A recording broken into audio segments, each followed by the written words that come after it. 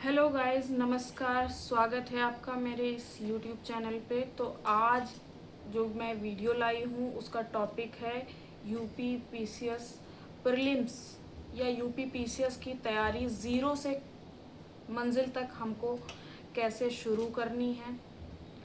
हमको अगर अधिकारी बनना है, क्या आप सच में अधिकारी बनना चाहते हैं, तो सबसे पहले आपको आपको अपने माइंड में सेट करना पड़ेगा कि आपको अधिकारी बनना है। अगर आपको अधिकारी बनना है तभी आप इस एग्ज़ाम की तैयारी शुरू कर पाएंगे। उसके लिए आपको कैसे प्रिपरेशन करनी है, आपको शुरुआत कहाँ से करनी है, आपको कितना टाइम देना है, आपको किस टाइम पे रेस्ट करना है, आपको किस टाइम पे पढ़ना है, कितना आपको सिलेबस में पूरा कवर करना है या कुछ चीज़ें स्किप करनी है, जो भी करना है आपको मैं इस वीडियो में शुरू से लेके लास्ट तक बताऊंगी। तो वीडियो पे बने रहिएगा। मैं अपने अकॉर्डिंग आपके साथ डिस्कस करूंगी कि कैसे आप लोग इस पेपर की शुरुआत कर सकते हैं। तो जैसा कि आप लोग जानते ही होंगे कि अभी पीसीएस के फॉर्म चालू हैं, अभी भरे जा रहे हैं फॉर्म। तो अगर आपने अभी तक फॉर्म नहीं भरा है तो आप लोग फिल कर लीजिए जल्द से जल्द। तो शुरू करते हैं, टॉपिक पे आते हैं। जैसा कि आप लोग जानते हैं कि पीसीएस की तैयारी के लिए सबसे पहला चीज़ जो हमको लेके चलनी है वो होता है सिलेबस। सबसे पहला फोकस होता है सिलेबस। सिलेबस में क्या है, सिलेबस में कौन कौन से सब्जेक्ट हैं, कौन कौन से सब्जेक्ट में हमारा इंटरेस्ट है। अगर इंटरेस्ट नहीं है तो हमको वो पढ़ना है, ज़बरदस्ती पढ़ना है। अगर वो ज़्यादा स्कोरिंग है तो पढ़ना पड़ेगा। तो कैसे पढ़ना है, कंटिन्यूटी कैसे बनाए रखनी है, कब हमको रेस्ट करना है, कब हमको सोना है, कितना पढ़ना है, कितने घंटे पढ़ना है, ये पूरा जो है आपको इस वीडियो में मैं आपके साथ डिस्कस करूँगी। तो बने रहिएगा इस वीडियो में। तो सबसे पहले सिलेबस से शुरू करते हैं। सिलेबस में जीएस एक पेपर होता है, जीएस 1। दूसरा होता है प्रीलिम्स की बात कर रही हूँ मैं, UP PCS prelims. Of course आपको अगर मेंस में जाना है तो आपको सबसे पहले प्रीलिम्स को ही क्लियर करना पड़ेगा। तो पहले जो तैयारी हम आपको बता रहे हैं वो प्रीलिम्स की बता रहे हैं। आपकी जब 3-4 महीने की तैयारी हो जाए उसके बाद आप थोड़ा बहुत आंसर राइटिंग वगैरह करना या ऐसे लिखना स्टार्ट कर सकते हैं, पर अभी फ़िलहाल हमको प्रीलिम्स में ही फोकस करना है। तो जैसा कि सिलेबस में है, जीएस पेपर 1 में पूरी जीएस आती है, जिसमें history, geography, polity, economy, environment, current affair, science, ये सब होता है। दूसरा पेपर होता है हमारा सी सेट का, जिसमें हिंदी, इंग्लिश, रीजनिंग, मैथ्स या तार्किक क्वेश्चन जो होते हैं वो सब आते हैं। तो हमको सी सेट तो क्वालिफाइंग होता है, लेकिन कई बार होता है कि कई लोगों का सी सेट क्वालिफाई नहीं हो पाता, इसलिए उनका जीएस 1 चाहे जितना अच्छा पेपर जाए अच्छा नहीं कर पाते, मतलब पास नहीं हो पाते, क्योंकि जीएस 2 में पास होना कंपलसरी है और उसमें ज़्यादा मार्क्स नहीं लाने, सिर्फ 33% मार्क्स लाने हैं। और अगर उसके लिए आपने थोड़ा एक एक घंटे, अगर आप 6 मंथ्स हैं जैसे अभी से लेके एग्ज़ाम डेट तक, तो अगर आप एक एक 2-2 घंटे, 2 घंटे भी दे रहे हैं या एक घंटे भी दे रहे हैं अभी से लेके, तो सी सेट आपका क्लियर हो जाएगा। उसके लिए आपको सी सेट का पहले सिलेबस देखना है। उस हिसाब से आपको अपने इंटरेस्ट के अनुसार सब्जेक्ट्स उठाने हैं। हिंदी आपको अगर कम आती है तो आपको हिंदी को ज़्यादा समय देना है, इंग्लिश कम आती है तो इंग्लिश को ज़्यादा समय देना है, या फिर आप चाहें तो इक्वल समय भी दे सकते हैं। तो ये तो रही सी सेट की बात। अब आते हैं जीएस पेपर 1 में, जिसमें हमारी हिस्ट्री, ज्योग्राफी, पॉलिटी, ये सब कुछ होता है। तो सिलेबस के लिए अगर देखा जाए, जीएस बहुत वास्ट है, लेकिन हमको इतना सब पढ़ने के लिए बहुत टाइम चाहिए होगा, तो हम लोगों को इतना टाइम है नहीं हम लोग के पास। ये मान के चलिए 5 मंथ्स ही मान के चलिए, क्योंकि लास्ट का जो 1 मंथ होता है वो रिवीजन में, डर में कैसे निकलता है पता ही नहीं चलता। आधे टाइम हम लोग डरते रहते हैं कि अब एग्ज़ाम आ गया, अब एग्ज़ाम आ गया। तो सिलेबस की बात हो गई। सिलेबस में आपको history, geography, polity, economics, environment, science, current affair, UP, ये सारे सब्जेक्ट्स को आपको अपने अकॉर्डिंग टाइम टेबल बनाना है, अपने अकॉर्डिंग पढ़ना है। आपको अपने अकॉर्डिंग पढ़ना है। अगर आप चाहते हैं कि मैं इसके लिए अलग से टाइम टेबल का वीडियो लाऊं तो आप लोग कमेंट में बताइएगा। मैं आपको टाइम टेबल का एक वीडियो अलग से प्रोवाइड कराऊंगी। अब जो बेस्ट स्टडी प्लान है, स्टडी प्लान यही है कि अगर हम अभी ज़ीरो हैं, हम बिल्कुल ब्लैंक हैं, हमको कुछ नहीं आता, तो हमको शुरू करना है। कोई आपका जीएस में कोई एक ऐसा सब्जेक्ट होता है जिसमें आपका इंटरेस्ट होता है, तो मेरे अकॉर्डिंग आपको सबसे पहले वो सब्जेक्ट उठाना है ताकि आपका जो इंटरेस्ट है वो बढ़े। आप उस सब्जेक्ट को उठाएंगे, उसको जब आप पढ़ेंगे 2 घंटे पढ़ेंगे, 3 घंटे पढ़ेंगे, जैसा आपके पास टाइम है। मेरे अकॉर्डिंग जो है, अगर आप सीरियस कैंडिडेट हैं तो आपको 8 घंटे, अगर आप वर्किंग हैं तो 6 घंटे, इतना तो आपको देना ही देना है, तब आपका प्रीलिम्स क्लियर हो सकता है। तो जैसे मुझे ज्योग्राफी पसंद है तो मैं ज्योग्राफी से शुरुआत करूँगी। अगर मैंने कोई बैच लिया है तो उसका वीडियोस देखूँगी, उससे नोट्स अपने बनाऊँगी। बुक्स से पढ़ना चाहूँ तो बुक्स से पढ़ूँगी। शुरुआत मैं यहाँ से करूँगी। तो सिलेबस के लिए सबसे मेन चीज़ है कि आपको, अगर आप बुक से पढ़ना चाहते हैं तो आपके पास हर सब्जेक्ट की एक एक घटना चक्र हो, या दृष्टि की जो एक क्विक बुक आती है हर सब्जेक्ट की, आप वो ले सकते हैं। तो इससे आप शुरुआत कर सकते हैं। मेरे अकॉर्डिंग आपको घटना चक्र ले लेनी चाहिए क्विक बुक, क्योंकि घटना चक्र जो होती है मल्टीपल चॉइस क्वेश्चन होते हैं तो उसमें इंटरेस्ट बढ़ता है। क्विक बुक आप घटना चक्र के बाद पढ़ सकते हैं, जब आपको कुछ बहुत ये लगेगा कि हाँ हमको इस सब्जेक्ट के बारे में नॉलेज हो गया है, तो आप पढ़ सकते हैं उसको।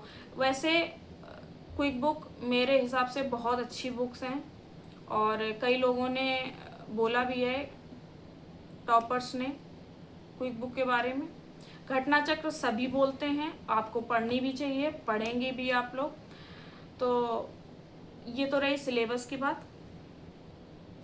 समय प्रबंधन की जो बात करें, जो हमारा दूसरा पॉइंट है, समय प्रबंधन आपको अपने अकॉर्डिंग करना पड़ेगा। इसमें मैं आपसे नहीं कह सकती, क्योंकि मुझे नहीं पता कि आप लोग क्या करते हैं। अगर आप जॉब करते हैं तो आपको जॉब के बाद जो आप टाइम निकालते हैं, 4 घंटे, 5 घंटे, 6 घंटे, जितना भी आप टाइम निकालते हैं, आप उस हिसाब से अपनी पढ़ाई कर सकते हैं।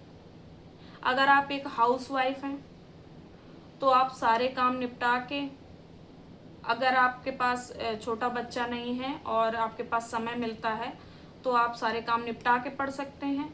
या फिर आप सुबह उठ के जल्दी, सुबह 4 बजे उठ के 8 बजे तक पढ़ सकते हैं, उसके बाद काम कर सकते हैं। वो आप अपने अकॉर्डिंग कर सकते हैं समय प्रबंधन।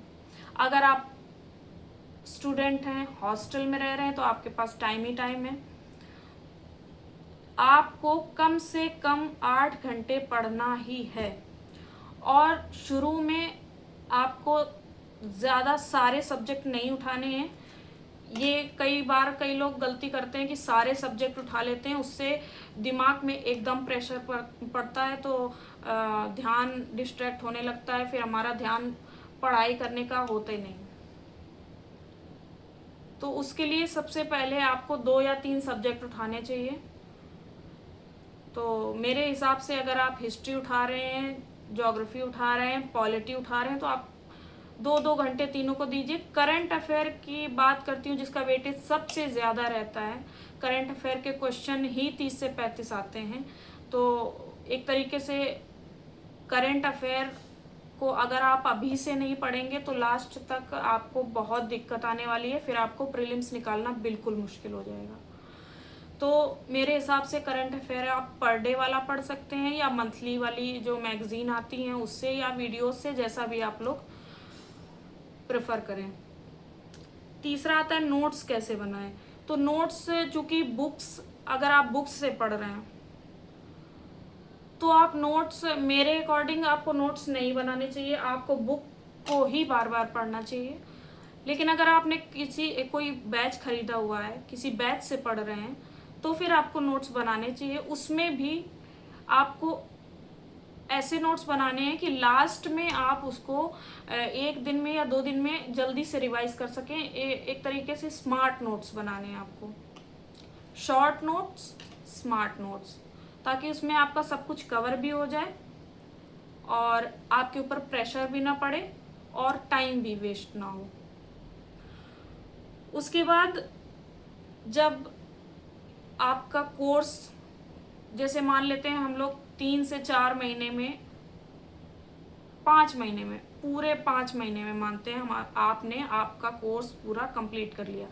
कोर्स कंप्लीट करने का अर्थ है कि आपने घटना चक्र उठाई। आपका टारगेट होना चाहिए कि 1 महीने में आप एक सब्जेक्ट की घटना चक्र 2 घंटे जब आप पर डे पढ़ रहे हैं तो आपको ख़त्म करना है।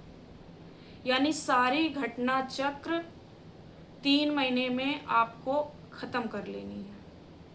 चाहे आप 3-3 सब्जेक्ट करके पढ़िए या फिर आप सारे, तो मैं बिल्कुल एडवाइस नहीं करूँगी कि आप सारे पढ़ें, 3-3 करके पढ़िए। उसके बाद जब आपका 3 महीने में घटना चक्र हो जाए, उसके बाद आप क्विक बुक उठा सकते हैं, क्योंकि आपको इस बारे में पता चल जाएगा कि आप क्या टॉपिक पढ़ रहे हैं, उसमें क्या क्या है, क्या क्या नहीं है। तो आप उसके बारे में अच्छे से समझ पाएंगे, क्योंकि क्विक बुक में विस्तार से दिया हुआ है, डिटेल भी दी हुई है कई चीज़ों की, कई टॉपिक्स में और डिटेल दी हुई है। बहुत अच्छी बुक है। मैं कोई प्रमोशन नहीं कर रही हूँ, मेरा भी नया चैनल है, लेकिन मैंने जो एक्सपीरियंस किया है, क्विक बुक बहुत ही अच्छी बुक है। तो घटना चक्र पढ़ने के बाद आप क्विक बुक उठाइए। लेकिन अगर आपने घटना चक्र सारी पढ़ ली, रख दी, तो आपको ये बिल्कुल नहीं करना है कि आपने घटना चक्र रख दी, क्विक बुक पढ़ रहे हैं तो घटना चक्र बिल्कुल ना उठाएं। आपको घटना चक्र को साथ में, भले आधा घंटे पढ़ें, आपको वो साथ में पढ़ते रहना है। ठीक है? अगर आप वो साथ में पढ़ते रहेंगे तो ये होगा कि हमारी घटना चक्र का रिवीजन हो गया, क्विक बुक हमने पढ़ी ली। लास्ट में हम लोग एक बार सरसरी निगाह से क्विक बुक भी देखेंगे, और जब जो लास्ट का 1 मंथ बचेगा, यानी नवंबर, अभी चल रहा है जुलाई, अगस्त, सितंबर, अक्टूबर, नवंबर, मैंने 5 महीने बोल दिया, एक्चुअली 5वें महीने पेपर है। तो आप 4 महीने में कोशिश करिए कि 4 महीने में आपको सारा सिलेबस कंप्लीट करना है। 5वें महीने में आपको जो आपने शॉर्ट नोट्स बनाए बुक्स से, आपको वो पढ़ना है। तो चूंकि दिसंबर में हमारा पेपर है तो हमारे पास 4 से 4.5 महीने ही है। 5 महीने भी मान लेंगे तो भी हमको 4 महीने में अपना सारा कोर्स कंप्लीट करना है, रिवीजन करते करते। हमको ये नहीं करना है कि हमने एक बुक खत्म कर दी, अब 3 महीने तक वो, 1 महीने में ख़त्म कर दी, 3 महीने तक वो रखी रहेगी और हम लास्ट में उठा के उसको रिवाइज करेंगे। नहीं, उसके 4-4, 5-5 पेज आप डेली रिवाइज करते रहिए। एक बार हो जाए दोबारा करिए। ये मान के चलिए आपको पढ़ते ही रहना है। मोटिवेशन की बात करते हैं, जो लास्ट पॉइंट है। मोटिवेशन आपको खुद के अंदर पहले डेवलप करना पड़ेगा। आपके दिमाग में हर टाइम, उठते बैठते, खाना खाते, चलते फिरते, जैसे भी, आपके दिमाग में ये, माइंड में ये रहना चाहिए कि मुझे अधिकारी बनना है। अगर आपके दिमाग में परमानेंट यही सब चलेगा तो आपका ध्यान भी डिस्ट्रैक्ट नहीं होगा, प्लस आप ऑलरेडी मोटिवेटेड, हर टाइम पे मोटिवेटेड रहेंगे। तो मोटिवेशन के लिए मेरे हिसाब से अगर आपके दिमाग में, जहन में सब पूरे हर चीज़ में यही बसा है कि मुझे अधिकारी बनना है, मेरा ये लक्ष्य है, मुझे वहाँ जाना है, तो आपको ध्यान भी नहीं डिस्ट्रैक्ट होगा, प्लस पढ़ाई अगर आप कंटिन्यूटी से कर रहे हैं तो आपको ये चीज़ ध्यान रखनी है, कोई की शादी हो, कोई की बारात हो, कई बाधाएं आती हैं जब आप तैयारी शुरू करते हैं। शुरू में भी आती हैं, बीच में आती हैं, लास्ट में आती हैं। आपको बिल्कुल अवॉइड करना है, इग्नोर करना है उनको। आपको अपने टारगेट पे ही फोकस करना है। आपका टारगेट होना चाहिए कि आपको 2026 का पीसीएस क्रैक करना है। अब चूंकि आप 0 से शुरू कर रहे हैं तो आपके पास प्रीलिम्स के लिए ही टाइम है, मेंस के लिए अभी मैं नहीं कह सकती, क्योंकि अगर आप 0 हैं तो आप बाद में ही मेंस की तैयारी कर सकते हैं। हाँ, अगर आप आप ज़्यादा होशियार हैं या आपने पहले कभी पढ़ा है, आप 0 नहीं हैं, तो फिर आप थोड़ा मेंस का ऐसे राइटिंग 1-1 घंटे या थोड़ा बहुत आंसर राइटिंग 1-1 घंटे आप कर सकते हैं। तो मेंस की थोड़ी थोड़ी आपकी तैयारी होती रहेगी। तो ये जो पूरा प्लान मैंने बताया, ये अभी फ़िलहाल मैंने प्रीलिम्स के लिए बताया है। मेंस के लिए भी मैं जल्द वीडियो लाऊंगी। अभी फ़िलहाल फॉर्म चल रहे हैं। अगर आपने अभी तक फॉर्म नहीं भरा है तो आप फिल करिए। और मैंने जो आपको बताया, अपने एक्सपीरियंस से बताया है, जैसा मैं भी एग्ज़ाम देती हूँ तो मैं भी इसकी तैयारी करती हूँ। जैसा मैंने अभी तक एक्सपीरियंस किया है मैंने आपके साथ शेयर किया। अगर आपको अच्छा लगा हो तो चैनल को सब्सक्राइब कर लीजिएगा। वीडियो अच्छा लगा हो तो लाइक करिएगा। और जो भी कमेंट्स में आप मुझे बताना चाहते हैं, आपको वीडियो अच्छा लगा, नहीं लगा, जैसा भी है आप मुझे कमेंट्स में बताइए। तो मिलते हैं अगले व्लॉग में, तब तक के लिए नमस्कार।